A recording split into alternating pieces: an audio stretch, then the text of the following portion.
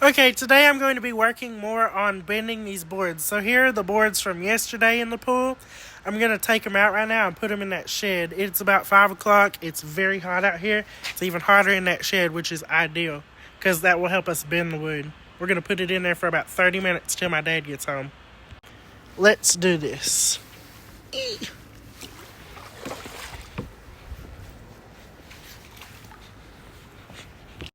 Okay, here are the boards right here. There's 3 of them because 2 of them we tried to bend yesterday. So I'm just going to close up the shed and let them sit in here. It's hotter than fire in here.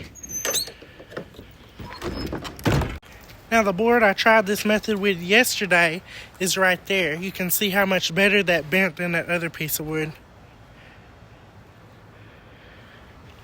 So we'll slowly bend it each day, more and more. This one barely bent at all. Okay, now we're going to take out the screws out of these boards, and we will put them back in the water, and then we'll repeat the process and bend them even more next time. Go ahead.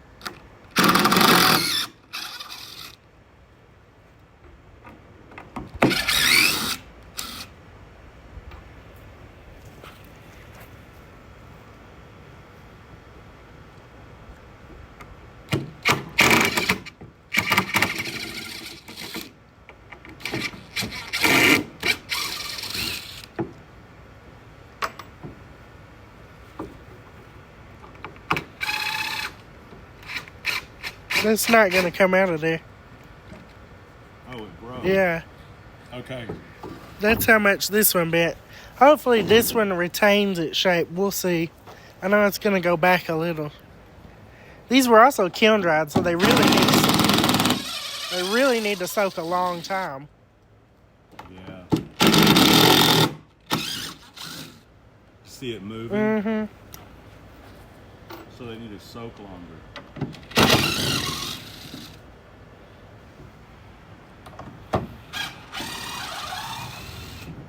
This one bent the best.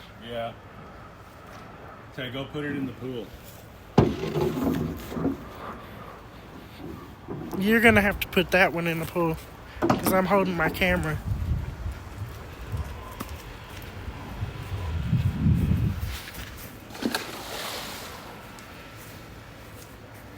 Got it? Mm-hmm.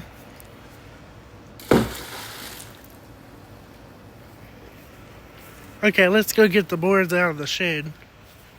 Okay, let's see how this works. We'll do this one.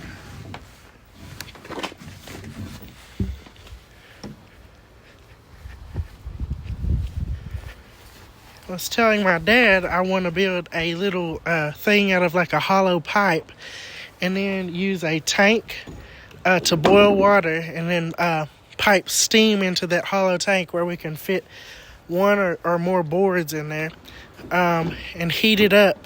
And I'll use like a radiator vent and cap the pipe on the other side. Well, the pipe will be capped on both sides, but the steam will come in on one side and it'll use a radiator vent to vent out the other side so it doesn't explode. And I think that will help us bend these way faster because it will put the steam into the wood with pressure, like a pressure cooker. Okay, you ready to push? Yeah. You just broke something. The screw broke. Okay. See how much better that bent? Yeah. You're going to have to put 2 screws side by side. See, that's why I lifted that insulator up. Put a screw like right next to that. I'll just give it 2.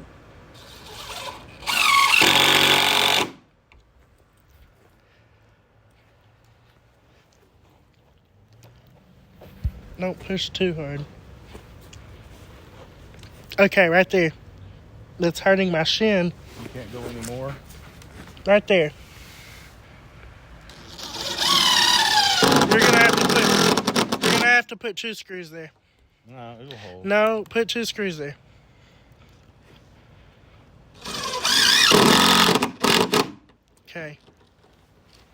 Look how much that done. Yeah. You sure we don't want to try to... I wouldn't push it. Okay. All right, get me another one. Okay. Yeah, so put 2 screws right there. Yeah. Right there. Or there. Nah, we really need that to be able to pivot. That's going to break. That's going to break, and it's going to break the end of that board when it breaks. Because it'll rip it apart.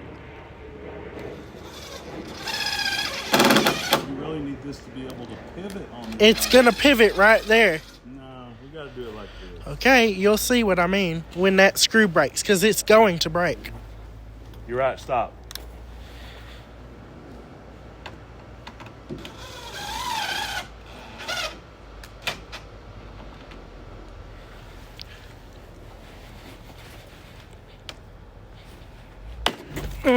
That one broke. Yep. We will still salvage that board that broke. The circumference of this thing is 37.6 something feet. So, I mean, this was 8 feet when it wasn't broken. So, okay. Just push slightly. Easy. It already broke at the knot. At the knot.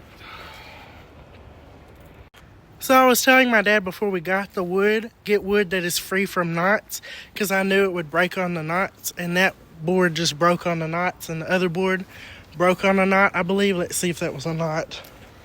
It was not a knot, but it still broke. Anyway, that's where I was telling my dad we need to make or get a metal tube, that I can fit the wood in, and then I'm going to utilize this propane tank that I took apart and put water in, and I put this galvanized pipe on there. So I will put this over a fire so that it will generate steam. I don't want it to be too big of a fire because that won't handle the pressure. Anyway, and I will get some more galvanized pipe and 90-degree elbows and what have you, and route this to go into that bigger metal pipe that the wood fits in. So say this piece of PVC right here would be the metal pipe. One end will have a cap, but it will have a fitting on there just big enough for me to pipe in that steam. So a coupler basically, and a cap and a coupler in the center. Anyway, I have no words.